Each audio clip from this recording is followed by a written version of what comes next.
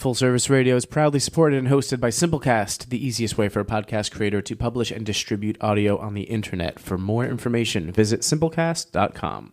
Full Service Radio. Peace, everyone, and welcome to the Edible Activist Podcast. I'm your host, Melissa L. Jones, broadcasting live from the lobby of the Line, D.C. This podcast is where dynamic people of color in the food and agricultural space share their personal food journeys, passions, and perspectives that stem from the land, all exemplifying the spirit of activism in their own edible way. Let's get started.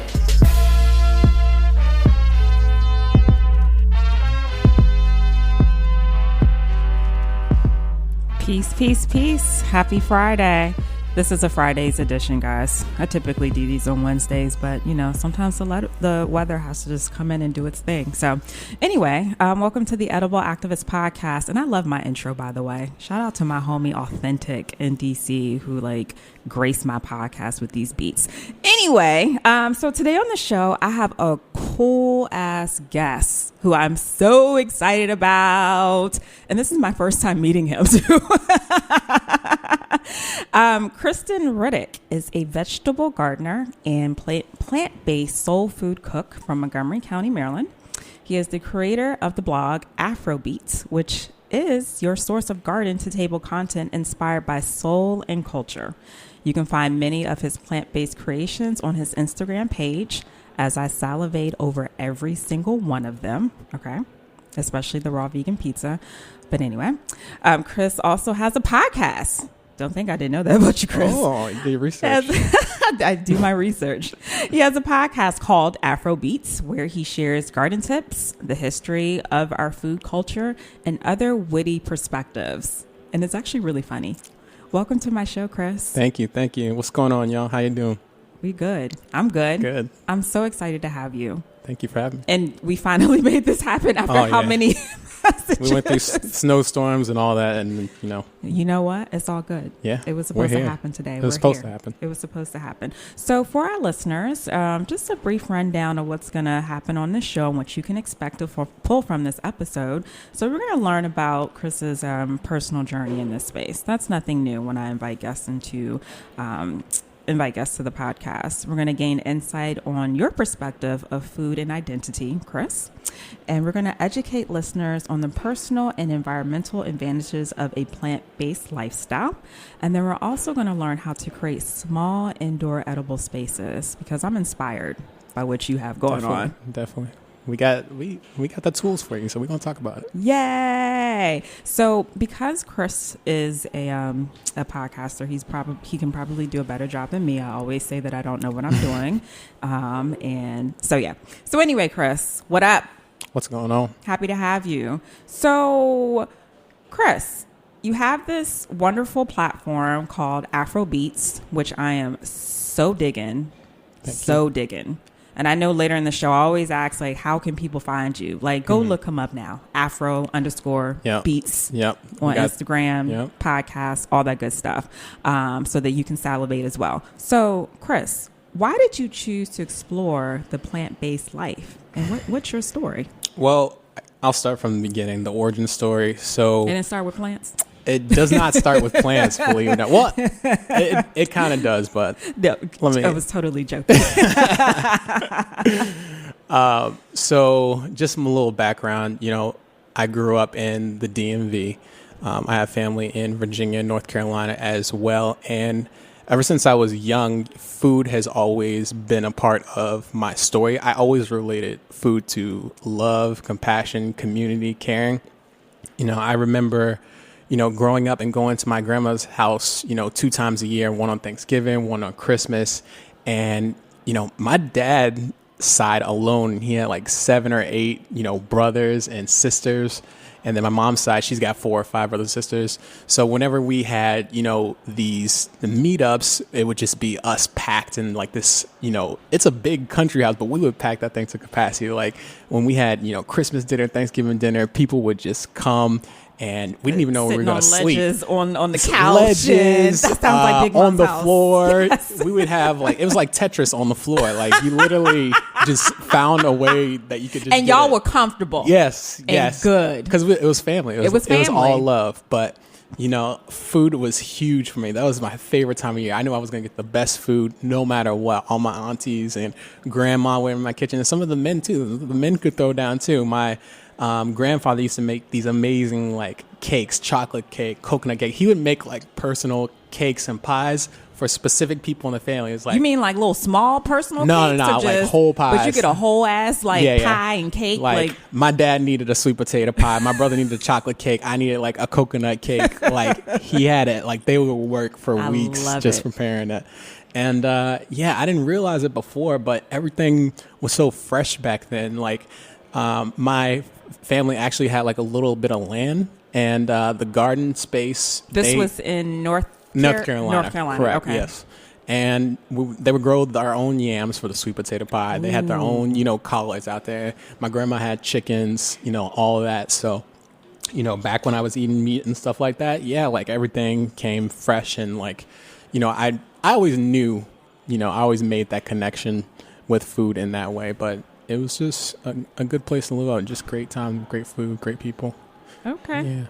So when are the plants coming? So, fast forward, unfortunately, my dad suffered from brain cancer. Wow. And they never really figured out what it exactly was. But it was like a big deal in our family because our dad was like the man, like he was the oldest and my grandfather wasn't really in the picture like that. So he was a brother and a dad. And he's the one that brought everybody together. That he was that glue. He was like that real patriarch. He was the one that, really brought that together. And, when I was 15, he passed away. And that was really hard on us.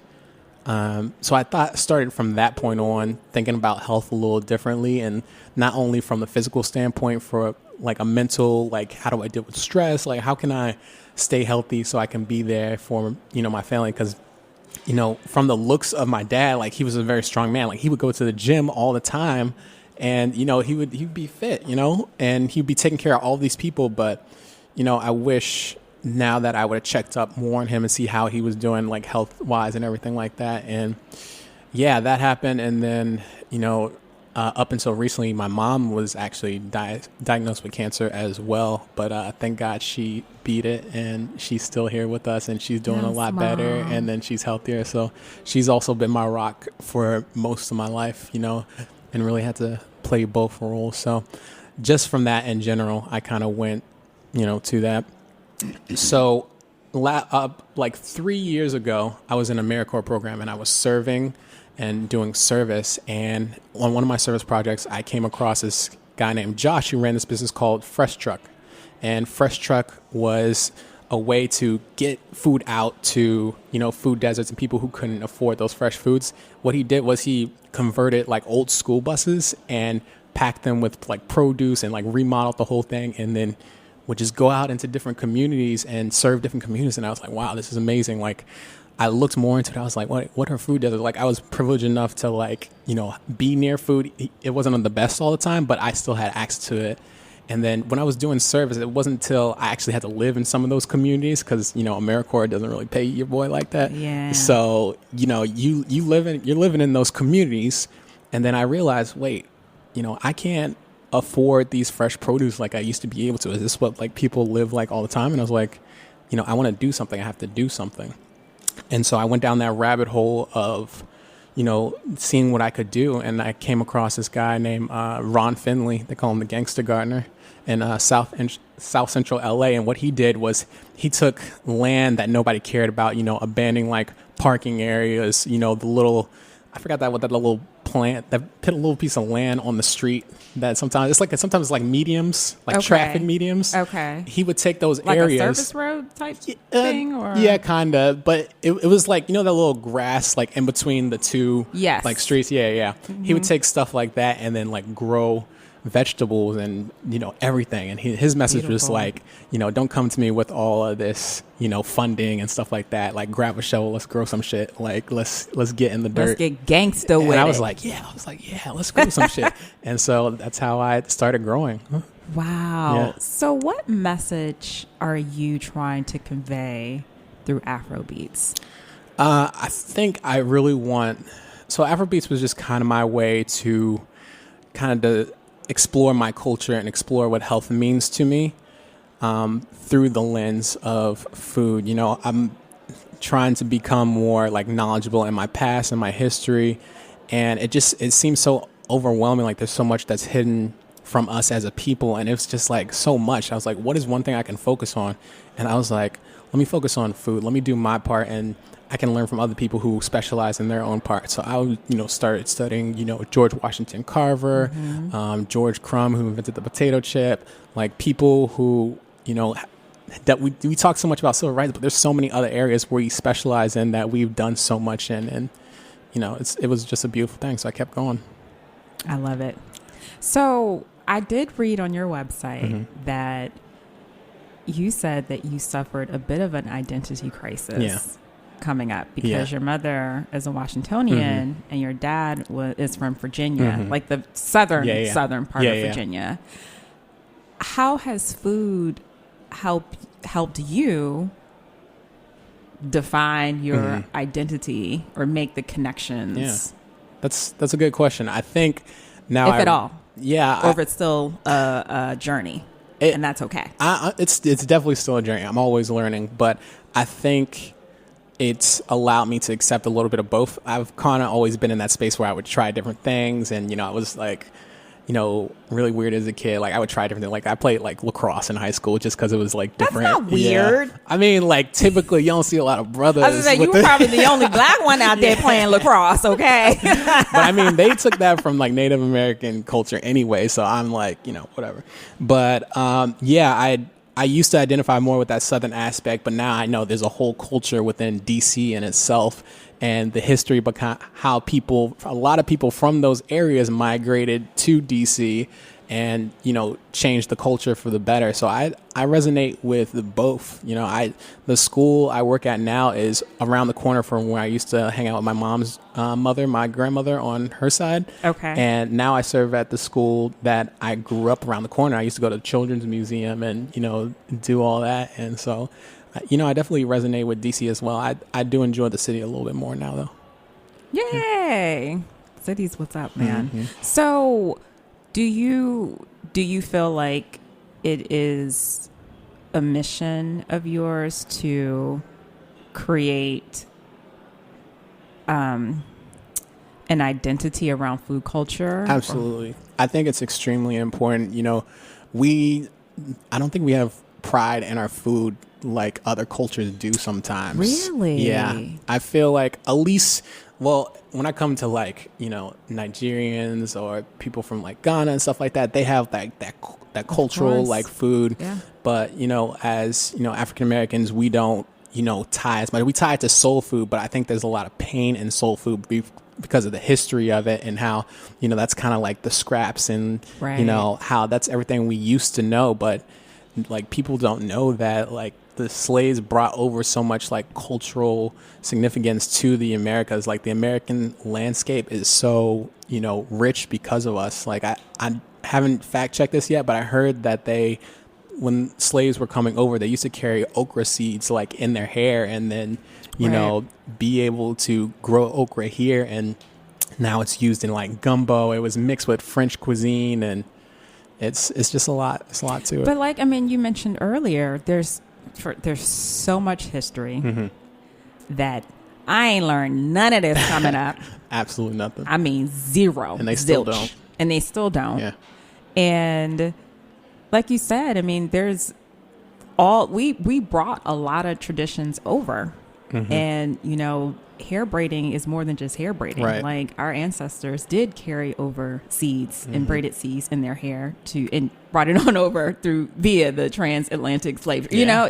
And that's real. Right. And do you feel as though we just aren't educated about it, or we do just take advantage, or we don't take advantage of our food culture? Or is it a combination of both? Yeah, because some folks don't know. It's a little bit of both. I think, we also like to put each other in these boxes. Whenever somebody in like our culture tries to bring up something new, they're like, oh, why are you doing that? That's not black, or that's not like this, that's not like that. And they don't even know the history behind it, that we were doing it way before other cultures were even, thinking about it. And, when I was studying like plants that were growing, like aloe was known as the plant of immortality by the Egyptians because of all the skin care, that it would help, and how it heal burns and things like that. So we've been doing this for quite a while. We just gotta go back and look for it. You're right. Can we look for it in your food? Absolutely, yeah. Because you through AFRO Beets. Mm-hmm.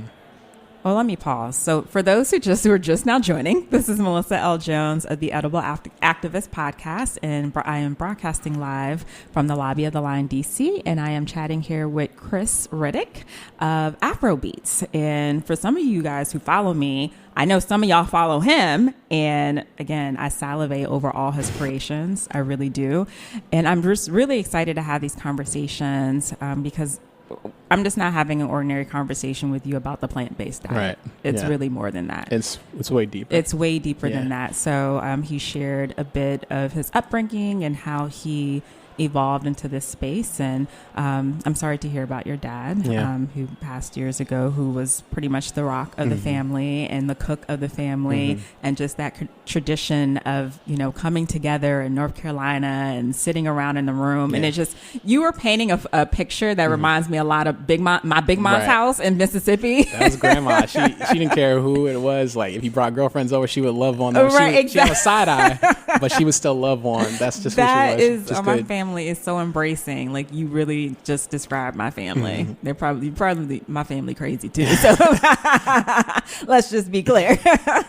But anyway, thank you for just being in my space. So, and for those who have been listening, thank you for your ear.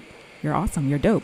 So your food that you magically create, and I mean, you say this, like, it embodies soul, like the soul food. Like, it's so explain to us the not your process, but like what your creations do embody. So my creations embody the raw ingredient. The reason I started cooking in the first place is because I actually started getting production in my garden. I was like, I have to do something to this. I put so much work into this garden. I need to produce something, and, produce something good. I don't want to just deep fry everything, you know? And so when I do a recipe, I start with the raw ingredient. I'll take something like tomato, for example.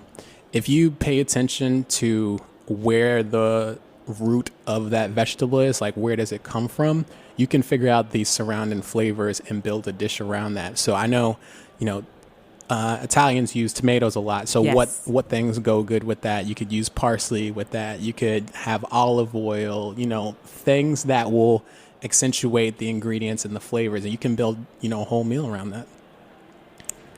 Can you make me a meal? Absolutely. Listen, Chris had this raw pizza on his Instagram page, and I wanted to shoot him a DM and be like, just stop. I gotta get some pizza boxes going. Maybe just start stop. But aren't a lot of your creations and dishes inspired? Maybe not a lot, but aren't they inspired by soul, like the art of soul food? Yeah. Yeah, some of it is soul food. Some of it is like as diverse as the diaspora. I just made I call it a jollof stew. It's not, I don't even think it's a legit thing, but I took the spices of jollof and created a stew out of it and put my own like plant-based, spin on it. And that was like amazing. And usually I try to eat within the seasons as much as possible. So what is the peak of an ingredient? There's two things that make like a great dish. One is the moment. What are you celebrating? What's going on? The moment. The moment. Tweet. And then the other one is the ingredient. How pure is the ingredient? What's the weight of the ingredient? That's super important. And when I'm talking about my garden to table movement, I really want to make sure I'm getting the full extent of what I've grown, because it took me so long. We don't realize, just because we have so much easy access to things, there's things that take time to grow, and we take it for granted. Like, let's just talk like meat for a second.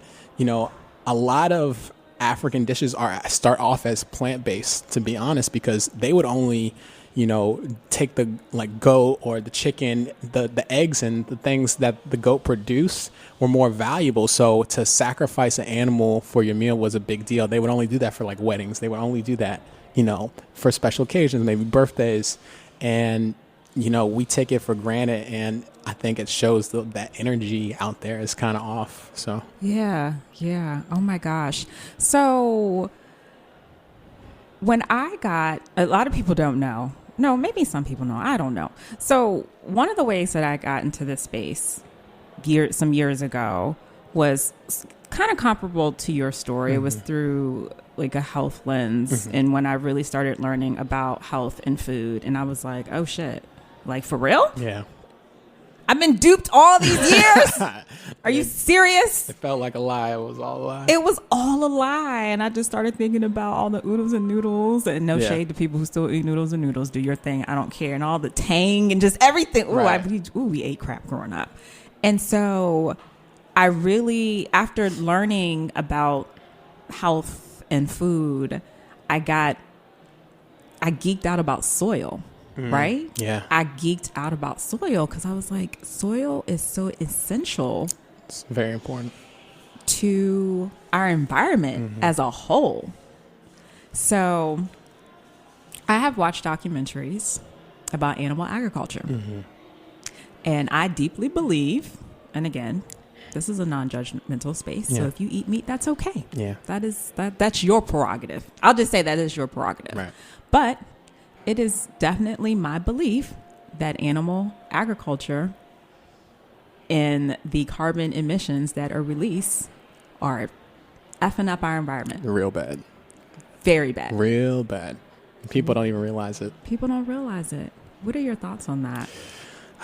Well, first, agriculture and, animal rights, people when they say I'm not going plant-based, I'm too busy worried about, civil rights. They worry about, what's going on, us getting killed in the street, which is important. And I'm not trying to relate the two. Yeah, everybody has a lane. Food justice is a civil rights issue. Those go hand in hand. You can do both. You can, march for them to stop killing us in the streets. And you can also grow something in your house that is pure and not tainted with pesticides and not hurting animals.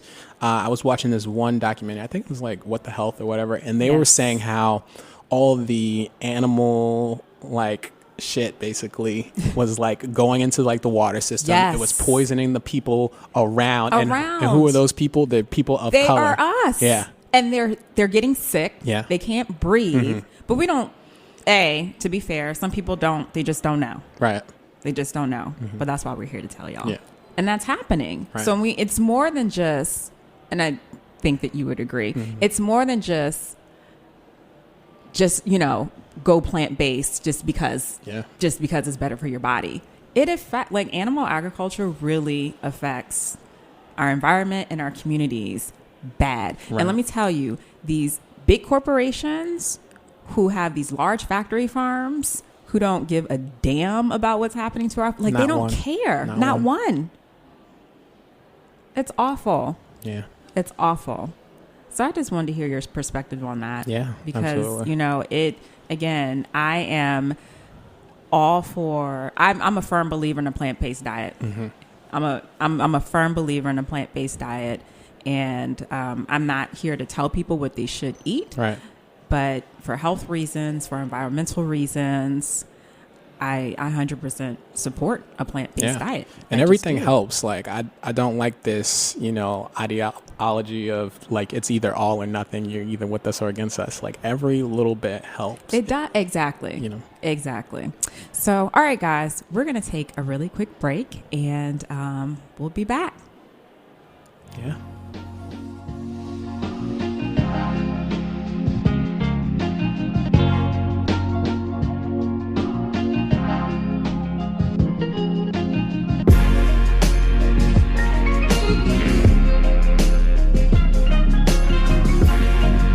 You're listening to Perfect Day, produced by Artists Authentic.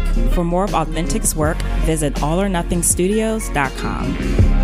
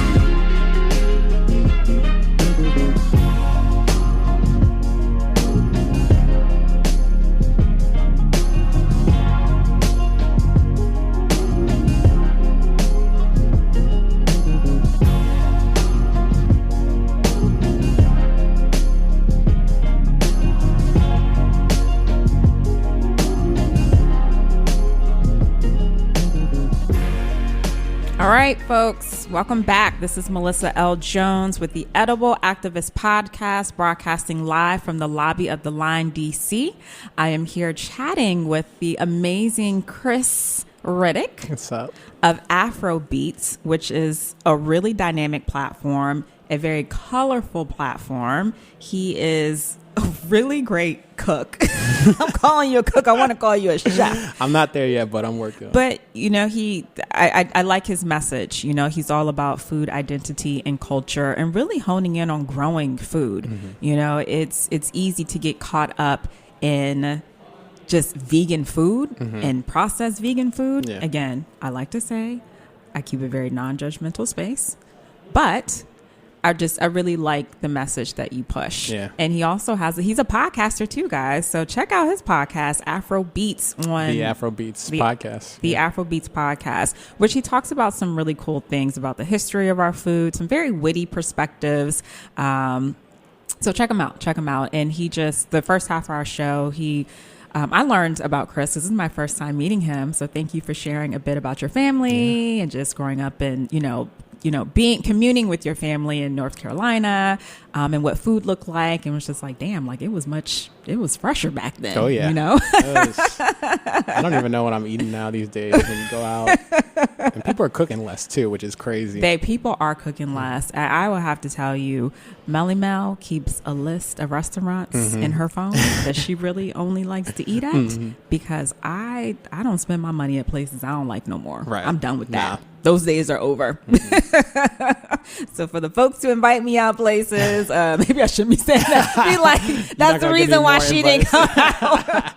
I'm saying, like, it's my dollar, and I'm very cognizant about who I support and the food that I'm Black eating, business too. And support Black businesses. Yeah. Hello, Turn Natural's right around the corner from me. I'm there every Tuesday and Thursday. Turning Natural, and Friday. Those veggie patties, man. Monday. So good. Okay, so we left off talking about animal agriculture, and just Chris sharing his perspectives about that. Chris, is the plant-based life for everybody? Debate. This is a hard one. I think this ain't gonna be a long debate. I'm not gonna debate you. I think everybody should eat more plants for sure. Now, there's two parts. Well, let me explain. Veganism and plant-based is very different. Okay. Veganism is more about the animal rights and what you consume, what you wear. So veganism isn't necessarily healthy or good for you. If you're eating Oreos and chips every day, like, you're not getting the nutrients your body needs. Absolutely. So I encourage everybody should have a plant-based, which means mostly plants. You need a mostly plant-based diet. Everybody's worried about protein and things like that. All the protein your animals. Do you get sick of getting asked that question? Yeah. It's where do you get your protein right. from? You've never heard of anybody that has a protein deficiency ever. You can't name one person. Not I. Not one person. And it's because animals get their protein from plants. So why not just go to the source? Like, Touché. it's that simple. So yes, I think everybody should pursue a plant-based diet, meaning mostly plants. Yes. I agree. Yeah. So what are some of the, in your eyes, what are some of the advantages of a plant-based diet? You don't have to get too scientific. I mean, there's health, there's wellness, mind, body, and soul. Skin, energy. If Valentine's Day just passed, with your lady, you get you more. First of all, let me say, and more energy for that stuff. If you all haven't gone to AFRO Beets Instagram page, please do it now, because when I say colorful, the one thing that I really like about your platform and what you push is it's a mix of these wonderful dishes and the plants and stuff that you grow. Yeah. I really try to, when I'm doing my photos, I've tried to put all the raw ingredients I use so people could see. I think I had like a Brussels sprout like salad. I put the stalk of the Brussels sprout. A lot of people don't even know Brussels sprouts grow on a stalk. Right. And so I want to educate. I found that out some years ago. People were like, what is that? When I first saw it, I was like, is this right? But then you think about it, you're like, how does a Brussels sprout grow? Yeah. I'm going to read this because didn't you just mention Baby Ruth? I have to read this. I thought this was a really like sweet, no pun intended, post. So Chris made some Baby Ruths the other day, or for Valentine's Day. He said, I wanted to make Baby Ruth candy bars for Valentine's Day, but I didn't have all the ingredients I needed because I've been a little sick. But these look like they came out pretty good for my first time making my own candy. They will have to wait. One of my favorite food memories when I was a kid was receiving Baby Ruths from my grandmother in D.C. I would visit her at least twice a month, and every time I would come over, I would greet her with a kiss on a cheek and head right to the fridge while she talked with my mom, and Judge Judy played in the background. I love Judge Judy. In the fridge was a Baby Ruth always waiting for me. Ah, so sweet. I always thought this was special because my grandma's name was actually Ruth. That's why for Valentine's Day, I wanted to recreate the type of candy bars like Baby Ruth in memory of how my grandma always showed me love through food. There's more to it. Y'all got to I just thought that was so sweet. Yeah. Just both sides. Just always, love food. We're like interchangeable. I think that's why it's so hard for people to give up certain dishes. Now that I realize, so I'm very sympathetic and try to come off as non-judgmental as possible. You do. That's the other thing I like about your platform. Food is a feeling, and there's research done that like our stomach is almost like our second brain. There's chemicals and hormones in there that affect our brain and bring happiness, bring so much to our lives. So what we put in our stomach is very important. Can we talk about creating edible spaces? Yeah. Because you said, Chris said, no excuses. No excuses. He doesn't have a backyard. Nope. Porch. None of that. Nope. But you got some indoor space. You got some ledges. Sunlight. I got ledges. Hook us up. Yeah. So you want to grow your own food in your garden. All you need is a window, a pot, some soil, and you'll be good to go. You want to... The best windows are southern and western facing windows. So if you have that in your house, that's ideal. If you don't, you can still make it work. You can grow anything you can grow in a pot outside. You can pretty much grow in your window. You just got to make sure you have the right size for things. I've grown like eggplants and cucumbers and things in my, garden. It might not have been like a ton of it, but it started off with something. And now I took a master gardening course at UDC. Oh, you did? Yeah. Okay. I'm finishing it up. I'm just getting my credit. So volunteering at different gardens and things like that. And one thing they were teaching us is, size and volume is important because some plants have deeper roots than others. And because try growing a mint plant. Yeah. Good grief. It's going to take over. And also that's a good point. Don't be afraid to like start off with like a transplant. Grab something from your store and see if you can keep it alive first. That's the first thing I tell people. I'd say get something you're used to, like herbs, like basil. Start small. Get that garden, learn the watering cycle. You don't want me to start growing eggplants right now? Maybe not. Okay. Because I'm still working on. Don't kill my spirit, Chris. Okay. I'm not. You, all right. You keep going and you keep trying. Like when I first started, I was like awful. Like I was doing all kind of crazy things, like trying to grow lavender in the middle of winter in Boston, and I'm like, of course this isn't gonna work. But like once I grew my first thing, it was a radish. I will never forget it. It was like probably the size of my thumb. It's on my Instagram, but it was like the littlest thing. But I couldn't be like so much like prouder of that. Like, it was like it does the best really feeling. make you happy to see something that you fed love into. It means the world to you. It's your baby, like you said. It's like a child. Yeah, it really is. And then you get to eat it. And you get to eat it. Weird to say now, how how often or not does your vegetables make it to any of your recipes? I just felt like I would be like munching. Tomatoes are hard. Tomatoes are hard. There's nothing like a homegrown tomato. Like you don't understand how important it is. Like the type of tomato you can get can throw off the entire dish. It could be the same tomato, have one like homegrown, and then buy one from the store. Like you have to balance out the acidity and everything. Like it's totally different. It's night and day.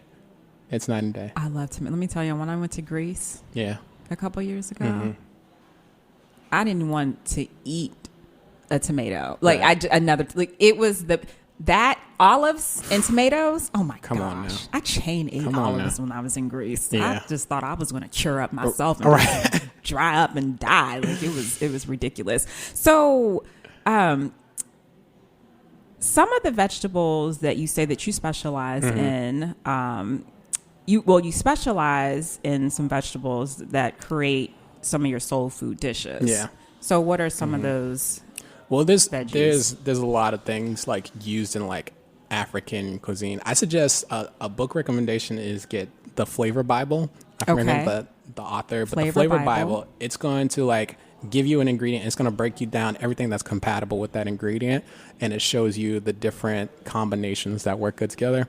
And so I kind of like researched like African type cuisines, and based off of what part of the continent or where in the world you're going, there's different types of things you can grow that are native to those like areas. Not everything, but they have something called garden eggs. And I've heard of those. And they're basically like eggplants, but so those are like one thing you might want to consider in replacement of like eggplants.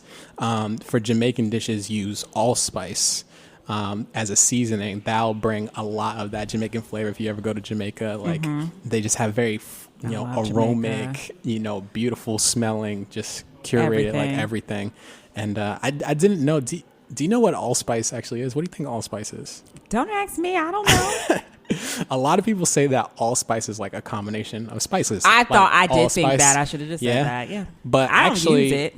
Allspice is a kind of like a pepper that comes from the allspice tree. It's grown in areas like close to... I didn't know there was an allspice tree. There's an allspice tree. And what they do is they crush up, the berries and they dry them out in the sun. And that creates like the allspice seasoning that we use. It's in a lot of Jamaican dishes. Yeah. Mm-hmm. I learn. I get gifts, y'all. Chris bought me a really nice flower plant, or calicky.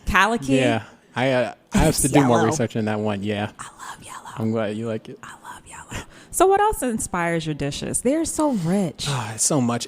I use food as a like vessel to like solve my problems. I use plants to solve my problems. So if I'm not feeling well, I'm gonna. Maybe my throat is hurting. I'm going to use something that's more ginger based and has like a lemon, like citrusness to it. If my stomach is hurting, I'm going to eat something with papaya in it because the seeds of papaya kill parasites, things like that. So I'm actually using food to heal me. Maybe I just want I want to be happy and want to operate. Sometimes I'll, do different things like that. Absolutely. Yeah. And the beauty of creating a dish, and especially using really fresh ingredients. Because let me tell you something. I don't claim to be a chef by any means or a cook, but baby, I will throw some vegetables. There Let's you just go. take broccoli. And if I got some herbs, Yeah. you would think that I am Chef Melly Mel over Right. here. I done something because I got, chili pepper flakes and I got oregano and it just looks great. I'm like, damn, I did Spice that. is important. It is so There's important. been wars over spice. And I'm talking like a shitload of garlic too. Oh, yeah. You got to. Garlic me up. Garlic is flavor enhancer, man. Garlic me up. Yeah. I love it. All right, Chris. So it's been a pleasure speaking with you. Thank you so much for having me. Where can we find you at on social media? Yeah, so the AFRO Beets podcast. Instagram is the main platform. That's where I go on the most. Also, the YouTube channel is up and running this year. Oh, it Go is? check it out. Okay. Yeah, there's some clips I do through Instagram every Thursday. Post a video. Twitter, the blog. I'm hitting all the senses. So, All right. All right. But really look on find social him on media. Yeah. Instagram. I Instagram. stalk his page. Yeah. Do you foresee a cooking experience? I do. A food experience? I think I'm going to start off with more of like an online business, just educating people first, Okay. like giving people the blueprint to, things I've done. MakeThatMoney.com. Yeah. But, Please. I see, pop-ups in the future. I see catering businesses in the future, just really refining my skills. I'm not in a rush. I'm learning from the people Well, who came before me. If you, absolutely. Mm-hmm. If you ever feel like you want to test Yeah. in order to refine Hit you those up. skills, Yeah. let me know. I got you. I will make myself available. Okay. So, all right. So we're about to close out, y'all. Okay. And I have a quick question and answer. Mhm. Are you ready for me? I'm ready. It's going to be easy Let's do for it. you. What is your favorite leafy green? I would have to say mustard greens. Mustard greens. Ooh, mustard greens. Yeah. My grandma. I don't eat them a lot, but I just love that has its own natural spice to it. Yeah. They can sometimes be bitter, right? Yeah, sometimes. Yeah. Okay. Depends on the I type. like mustard greens. Yeah. Sweet, spicy, sour, or salty? Sweet, man. I got a huge sweet tooth. You do? I love baking as much as I can. You do? Yeah. Baking is a skill set, Yeah, man. man. Baking is totally different. You have to completely switch your mindset. It's very technical. There's a certain amount of rules, and if you don't follow them, it's not going to come out good. It's not going to come out. And guess Yeah. what? I have no interest of going down that lane. I'm Yeah. good. I'll let you bake.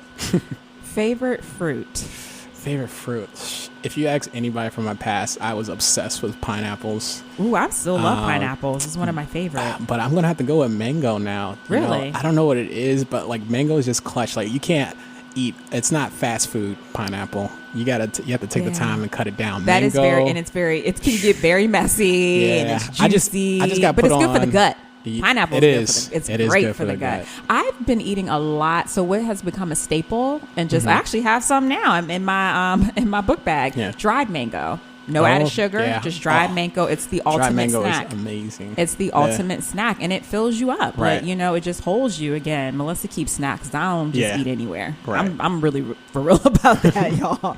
I am. Okay, what's cooking in your pot these days besides everything? So like I said, I did a stew when we had that little winter storm. Okay. Like that jollof stew using African spices. I'm going to be focusing more on this year on bringing some of those different flavors of the diaspora.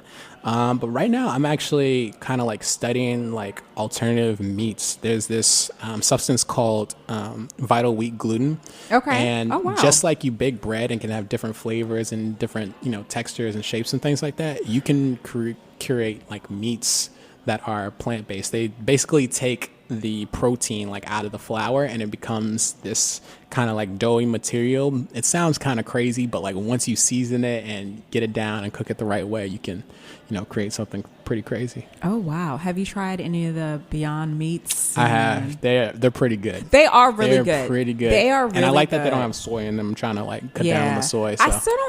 I still can't eat a lot of that, eat a lot of processed. No, it's very rare I eat it. But my sister loves the sausages. Yeah. Mm-hmm. They were really good. I made, I didn't watch the Super Bowl, but I made like pigs in the blanket for the Super Bowl and I used the Beyond Meat sausage and just kind of made that happen. Really? Oh, you just made it happen? Yeah. Yeah, right. Okay. Just made it happen. One way someone can channel their inner edible activism. I think it starts at home. I say start growing your own stuff. eat better. Once people see that you're taking care of yourself, people are nosy, man. Nobody's worrying about you when you're not doing the right thing, but when you're doing the right thing and you're starting to glow up, people are going to take notice, going to start asking you questions. So be that light for other people. You know what's so funny about that? When my mom is a full-fledged vegan, like full like vegan to the core. Well, she's, one question I should have asked you is about the honey debate. We can say that That's for a tough another one, yeah. but I eat honey. I'm actually not vegan, and I'm not vegan because I love my grandmother's fried fish, and that's just, I'm not. But typically, I'm vegan-ish. Yeah. I don't eat chicken, beef, or pork. Plant-based. Yeah, I'm plant-based for the most part. Yeah. But I lost my train of thought. What was I saying? I lost a train of thought too. I was just listening to you. But anyway, the vegan hot dogs or the Beyond Meat is really, really, really good. But no, what I was saying is that when my mother first went vegan, and my mother's from Alabama. Yeah. So, you go down there and you telling people you vegan, you like, what? You're a whole stranger. But years, fast forward, later. She the one now, huh? She the one. Yeah. I even get questions, Melissa, I'm trying to do this. I'm trying to lose weight or, I, this, that, and other. I'm like, you weren't checking for me back then when I the same ones who was talking about you earlier, the same ones coming at you later. It's all good though. It's a learning experience, and I'm happy that we can be the ones that they ask questions, and they are inspired. So that's what's up. So thank you, Chris, again for joining me, and so thank you everyone for tuning in. We're here live on Full Service Radio, typically every Wednesday. Today was a special Friday edition at 11 a.m. You can access each episode after it airs on iTunes and Spotify. You can also catch today's show on fullserviceradio.org, which is also home to some really other cool podcasters. So check them out. Follow me at Food Talks DC on Instagram, Facebook, and Twitter. Are you an edible activist? Come join me on the show. I would love to feature you. Just shoot me a DM on Instagram. Thanks and have a wonderful day. Peace. Peace. Thanks for listening to this program on Full Service Radio, broadcasting and recording from the Line Hotel in Adams Morgan, Washington, D.C. Full Service Radio programming can be accessed live and archived on fullserviceradio.org.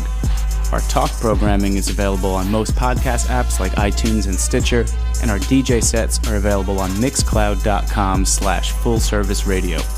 Full Service Radio features over 30 weekly shows and over 50 local hosts covering every topic imaginable. If you want to be a guest or get involved, email us at info@fullserviceradio.org.